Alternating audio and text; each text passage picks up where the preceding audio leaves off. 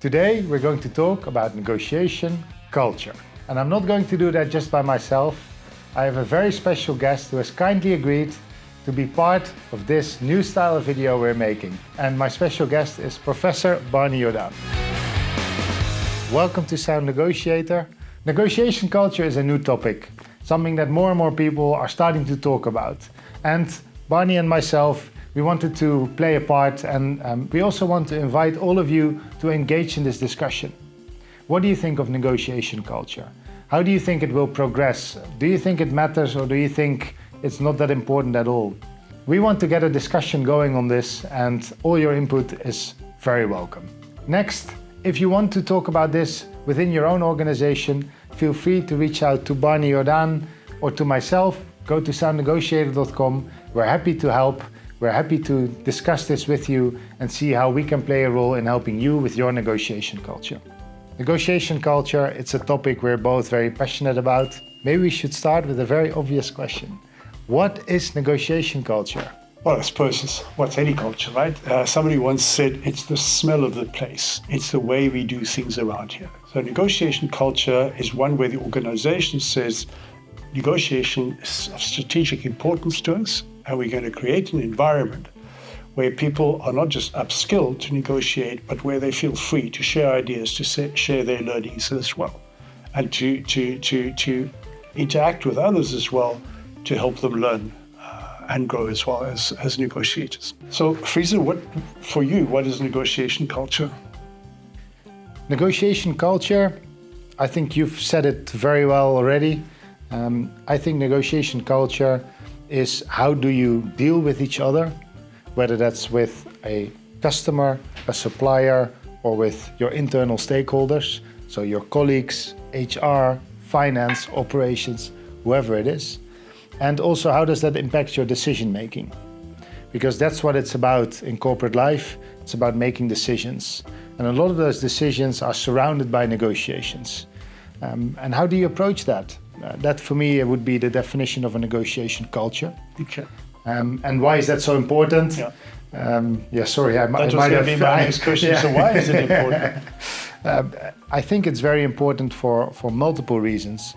But I think for people to excel in their workplace, they have to have a good negotiation culture to do so. Because in a good negotiation culture, well, first of all, results will improve, which is vital for every company. Also, in a good negotiation culture, there's room for feedback.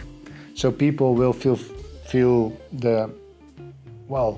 feel allowed to share what they think, and people will thrive in an environment like that.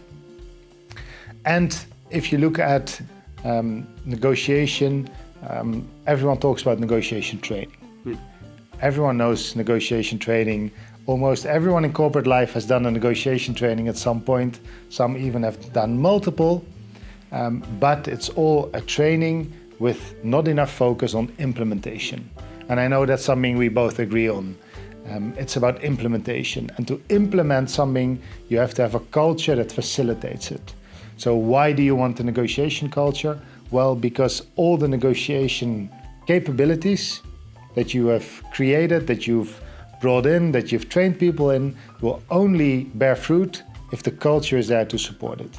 And that culture is from the CEO up to a person that's coming into the company and an intern and everything in between and everyone in between.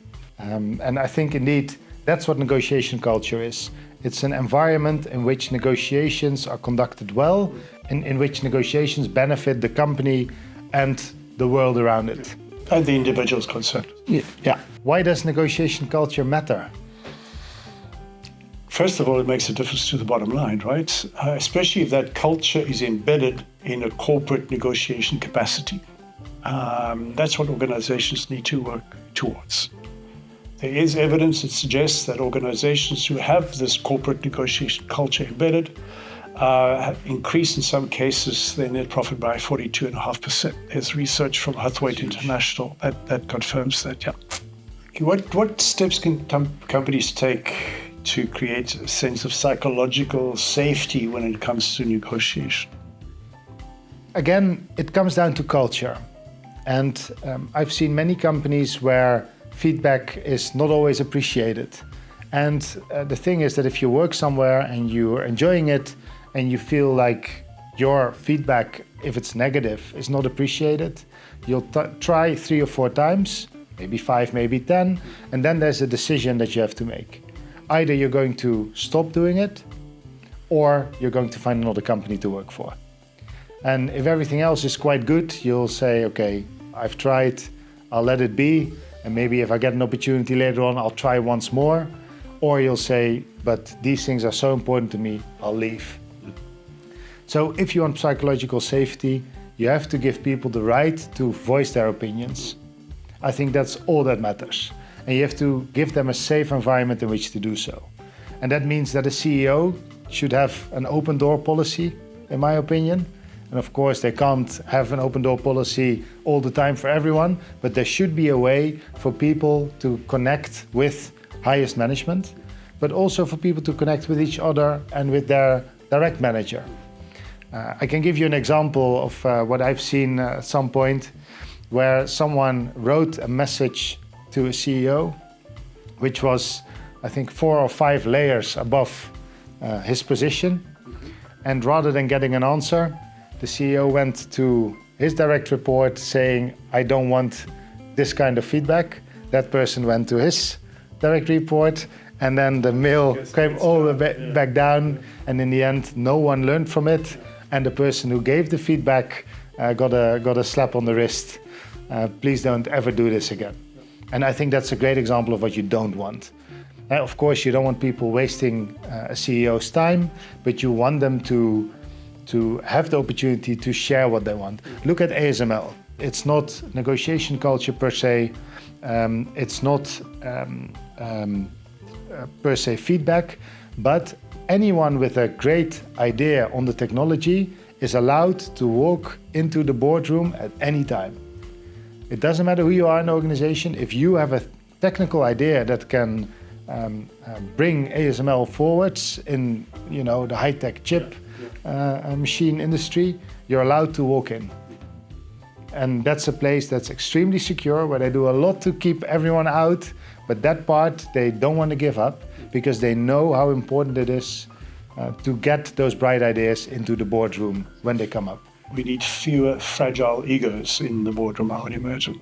How do you establish a negotiation culture, or how do you improve your negotiation culture?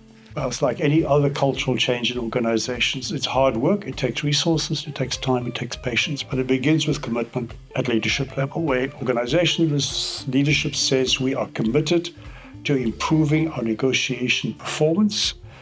And to do that, we have to invest not just in training, but in negotiation infrastructure. We might even have to think of establishing a negotiation office, as Deutsche Bank has.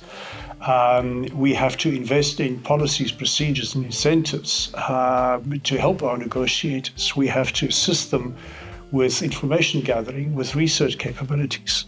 We have to give them a kind of a code of conduct to work with, ethical guidelines, and we have to create feedback loops where people can continue to give feedback and learn the art of negotiation. It's a great point, and I think especially that feedback loop will make a huge difference, because we have to get away from negotiating on autopilot. We have to learn from our mistakes, and we have to find out what works in which situation, because every situation is unique. Why do many professionals, even people at senior levels, have difficulty sometimes negotiating internally? My view is that a lot of people tend to prepare and respect the negotiation with external stakeholders, and they don't do so with internal stakeholders. So what happens is, I'm going to negotiate with a supplier, I'll prepare, I know what they want, I know that they have an opportunity to say no to me. I don't want to hear no because I have to work with them, they're a strategic supplier. So I'll prepare thoroughly. Then the internal negotiation, I'll bump into a colleague at the water cooler and I'll say, oh, by the way, do this for me, I want this, and let's organize that. No preparation, no questions, no realization that the person can also say no. And then they say no, and you right away engage in conflict. Because why don't you agree? We work for the same company. this is good for the company. But that person will think, yeah, but for my part of the company, it isn't. Yeah. And because of the start, you'll have conflict in your workplace already, which nobody wants. And if it would have been more like a negotiation, where you would have set an agenda for a meeting, where you have said, let's talk about this, then you would have had more respect, and you would have from the start kept in mind that the person can say no. Yeah. And that's crucial in negotiation. Everyone in a negotiation has the right to say no. And as soon as someone doesn't have the right to say no anymore, it's not a negotiation. Why do many professionals, even at a very senior level, feel uncomfortable with negotiation? I think it's this frame that we have about negotiation. What do we think about? What's our mindset about it? We often see it as a competition, which we have to win, we don't want to lose, and then we behave badly sometimes to win. Yeah. Or we are afraid of conflict, and every negotiation involves some level of conflict. It could be interpersonal, but it may also be conflict about our interests. It could be wanting to do things differently. That's all conflict, but it doesn't mean that's bad, necessarily negative. It can be positive if we watch how we behave when we are in these conflict situations, also in negotiation. And sometimes maybe, don't know if you agree with me, but sometimes especially senior, the more senior leadership also has a lot of ego involved. And in negotiation, you have to be humble enough to ask questions. You have to be humble enough to want to learn about the other person. And if you are too much occupied with yourself, if your ego is standing in the way, then I also think it can make you uncomfortable. Because negotiation asks for a certain level of vulnerability. Negotiations, they call it. There's a wonderful phrase called confident humility. Be confident of what you can do, humble enough to be open to learning as well. It's a great one. Thanks for sharing. What's your advice to companies that have a negative view of negotiation, where they see negotiation as always as competition? I think it goes back to the definition of negotiation. And every conversation in which one or both parties or multiple parties want something, you can call it negotiation. So what am I going to have for dinner tonight is a negotiation already. If I have my mind set on spaghetti and someone else on a hamburger, that's already a negotiation. And I think all those decisions you have to make, especially in corporate life, whether you're the CEO, the manager, or just someone working in sales or procurement, you have to make decisions, and all those decisions will involve negotiations. What is your advice to companies or people that see negotiation as conflict and conflict as negative? I think we see conflict as negative for different reasons, right? That's our experience of it. It's the way we socialize, we open the media, we see conflict. But conflict is not what we see. It's not the visual expression that is conflict. Conflict is about our behaviors. It's our behaviors that trigger conflict. And that means we should be able to watch and manage our behaviors, either to avoid or to reduce conflict, or to make sure that it doesn't escalate. So we don't have to fear conflict. There's an old example that I always use. What do oysters and conflict have in common? And people say, they're hard to open, or I don't like oysters, or they can make you sick. Yeah, all of those things.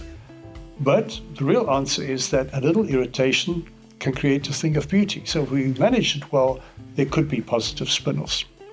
That's a great one. I never heard that one before. Yeah. It was like your shoe shine because of friction. Yeah. And look at mine. Yeah. A bit more of a practical application. How does remote work change a negotiation culture, or how can it negatively or positively impact it? There are potential positives, right? There's a distance between you and me. Maybe we don't get along so well, so having distance can actually calm things down a little bit. But there are downsides too. I think a key part of negotiation is also being able to build connection, relationship. It doesn't mean we have to trust each other, but we have to feel that we can actually work each other, that I can with each other, that I can rely on you. And that distance that is created by remote work might impact that. both within teams within organizations who work remotely, but also in negotiations that happen remotely. So how can we make up for the lack of connection that is inevitably produced by remoteness? And there are different ways. If I negotiate with you, maybe a phone call before we negotiate, maybe then follow up with an email, follow up with a quick Teams meeting to get to know each other before we set up the date for the formal meeting, which may be online or personal. So how do we create that relationship or continue building the relationship if we are not together under the same roof? Very insightful. Thanks. How is remote work changing negotiation culture in organizations? I think with remote work, it will be a little bit more difficult to change the negotiation culture, because culture, in any sense, is always between people. And if people see each other more, you have a stronger culture, but also it's easier to show people what the culture is. So let's say I'm new into a company, I will experience that culture when I'm in the office. When I'm sitting in my own home behind the screen, how do I experience the culture? I mean, culture is also taught, and I mean, that's sociology, of course, but people see, kids see how adults interact, and they'll copy that. That's culture. And if you don't see other people interacting with each other, how do you know what the culture is? It's the same in a company. That being said, we live in a time where work from home is part of life. Yeah. But I do think that completely remote work and getting a stronger culture are two things that don't go hand in hand. Yeah. Difficult but not impossible, right? Yeah. I think if you work from home a couple of days, it could work. But if it's fully remote, it will be incredibly difficult. And you know, you have all these e-courses in big companies trying to tell you what the culture is. But an e-course doesn't really give you a culture. It doesn't teach you a culture. It doesn't make you embrace a culture. It will teach you a few facts. But culture is something that exists between people. And you've got to live it. You've got to live the culture. Yeah, exactly. Yeah. What can companies do to create psychological safety around the topic of negotiation? Again, it's a question that goes beyond negotiation, right? Again, the smell of the place. I think the key thing is that people need to feel they can express their views, their ideas, provided it is done respectfully. It means that leaders, managers, supervisors should be open to be challenged, but again, respectfully, not for every decision to be questioned, but for people to feel they can make a contribution. They can ask a question, they can warn, because sometimes they have more experience than the supervisor about the job. That's what psychological safety is about. I have voice, people hear me, they don't always agree with me, and as long as I do it respectfully, I can say what's on my mind. Super. Thank you very much. Last but not least, Barney, thank you very much for taking the time. Thank you. It's a pleasure to have you here. Thank you. And I hope we get to do this again sometime soon. I hope so too. Thanks for the invite. Appreciate it. Thank you very much. Cheers for now. Good luck with your next negotiations.